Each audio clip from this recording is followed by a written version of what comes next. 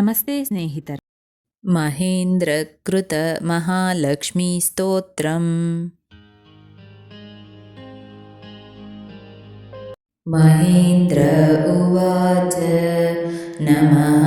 ಕಮಲವಾಸಿನ್ಯೈ ನಾರಾಯಣ್ಯೈ ನಮೋ ನಮಃ ಕೃಷ್ಣಪ್ರಿಯಾಯೈ ಸಾರಾಯೈ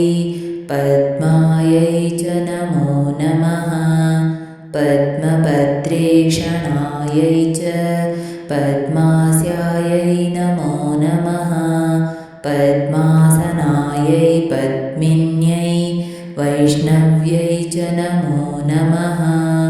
ಸರ್ವಸಂಪತ್ಸ್ವರೂಪಾಯೈ ಸರ್ವದಾತ್ರೈ ನಮೋ ನಮಃ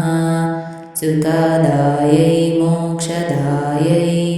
ಸಿದ್ಧಿದಾಯೈ ನಮೋ ನಮಃ ಹರಿಭಕ್ತಿಪ್ರದಾತ್रै ಚ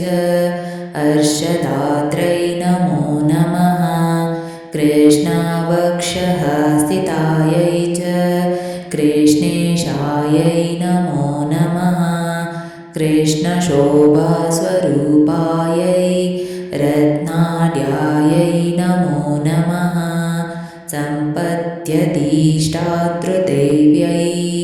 ಮಹಾದೇವ್ಯೈ ನಮೋ ನಮಃ ಸಸ್ಯಾಧೀಷ್ಟಾತೃದೇವ್ಯೈ ಚ ಸಸ್ಯಲಕ್ಷ್ಮೈ ನಮೋ ನಮಃ ನಮೋ ಬುದ್ಧಿಸ್ವರೂಪಾಯೈ ಬುದ್ಧಿದಾಯೈ ನಮೋ ನಮಃ ವೈಕುಂಠೇ ಚ ಮಹಾಲಕ್ಷ್ಮೀ ಲಕ್ಷ್ಮೀಃ ಕ್ಷೀರೋದಸಾಗರೆ ಸ್ವರ್ಗಲಕ್ಷ್ಮೀರಿಂದ್ರಗೇಃ ರಾಜಲಕ್ಷ್ಮೀ ನೃಪಾಲಯೇ ಗೃಹಲಕ್ಷ್ಮೀಶ್ಚ ಗೃಹೀಣಾಂ ಗೇಃ ಗೇಃ ಚ ಗೃಹದೇವತಾ ಸುರಭಿಃ ಸ ಗವಾಂ ಮಾತಾ ದಕ್ಷಿಣಾಯಜ್ಞಕಾಮಿನಿ ಅದಿತಿ ದೇವಮಾತಾ ತ್ವಂ ಕಮಲಾ ಕಮಲಾಲಯೇ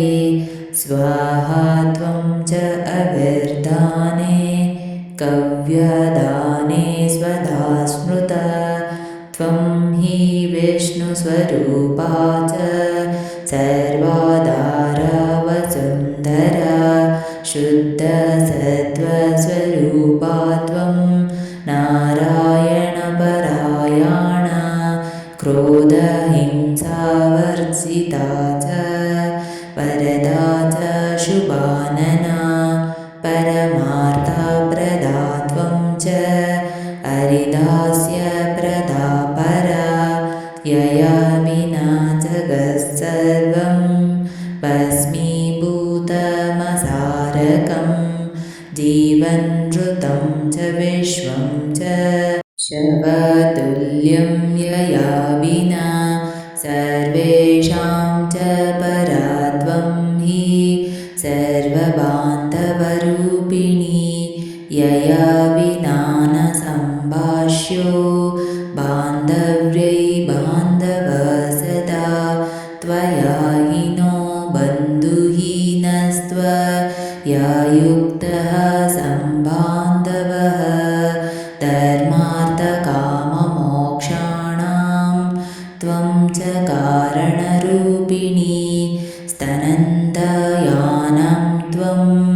ಮಾತಾ ಶಿಶೂನಾಂ ಶೈಶವೇ ಯಥಾ ತಥಾ ತ್ವಂ ಸರ್ವದಾ ಮಾತಾ ಸರ್ವೇಷಾಂ ಸರ್ವವಿಶ್ವತಃ ತ್ಯಕ್ತಸ್ತನೋ ಮಾತೃಹೀನಃ ಚೇಚ್ಚಿತ್ವತಿ ದೈವತಃ ತ್ವಯಾ ಹೀನೋ ಜನಃ ಕೋಪಿ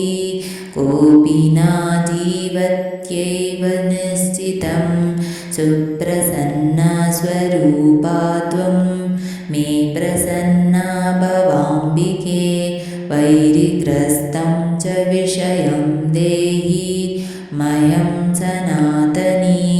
ವಯಂ ಯಾವತ್ ತ್ವಯಾ ಹೀನಾ ಬಂಧುಹೀನಾಶ್ಚ ಭಿಕ್ಷುಕಃ सर्वसम्पद्विहीनाश्च तावदेव हरिप्रिये राज्यं देहि श्रियं देहि बलं देहि सुरेश्वरी कीर्तिं देहि धनं देहि पुत्रान् मह्यं च देहि वै कामं देहि मतिं देहि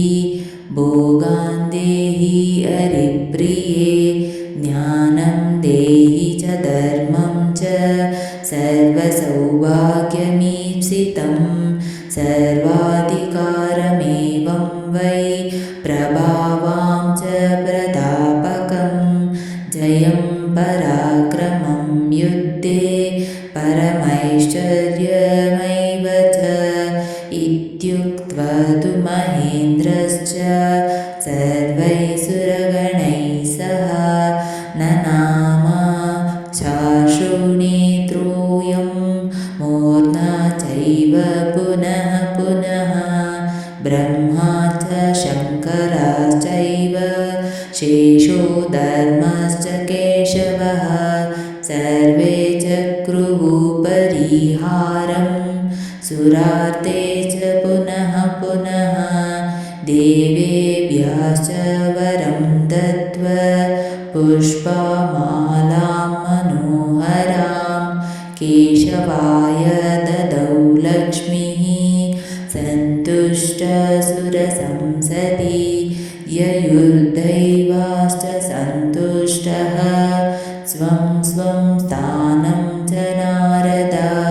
देवी ययौ हरे क्रोडं दृष्ट्वा क्षीरोदशायिनः ययतुस्त्वौ स्वसर्गृहं ब्रह्मेशानौ च नारद दत्त्वा शुभाशिषं त्वौ च देवेभ्यः प्रीतिपूर्वकम् इदं स्तोत्रं महापुण्यं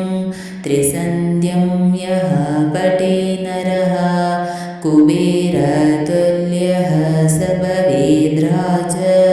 राजेश्वरो महान् सिद्धस्तोत्रं यदि पठेत् सोऽपि कल्पतरुन्नरः पञ्चलक्षजपेनैव स्तोत्रसिद्धे ब्रवीनृणां सिद्धस्तोत्रं यदि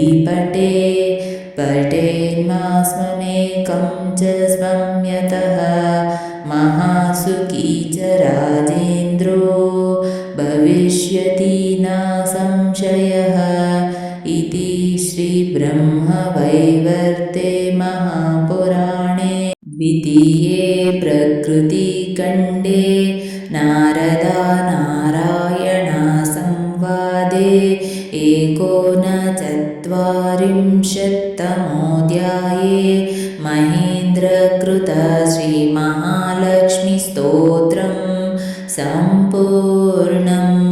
ಸ್ನೇಹಿತರೆ, ಈ ವಿಡಿಯೋ ಇಷ್ಟವಾದಲ್ಲಿ ಲೈಕ್, ಶೇರ್ ಆ್ಯಂಡ್ ಕಾಮೆಂಟ್ ಮಾಡಿ. ಇನ್ನ ವಿಡಿಯೋಸ್ಗಳಿಗಾಗಿ ಚಾನಲ್ ಅನ್ನು ಸಬ್ಸ್ಕ್ರೈಬ್ ಮಾಡಿ. ಧನ್ಯವಾದಗಳು.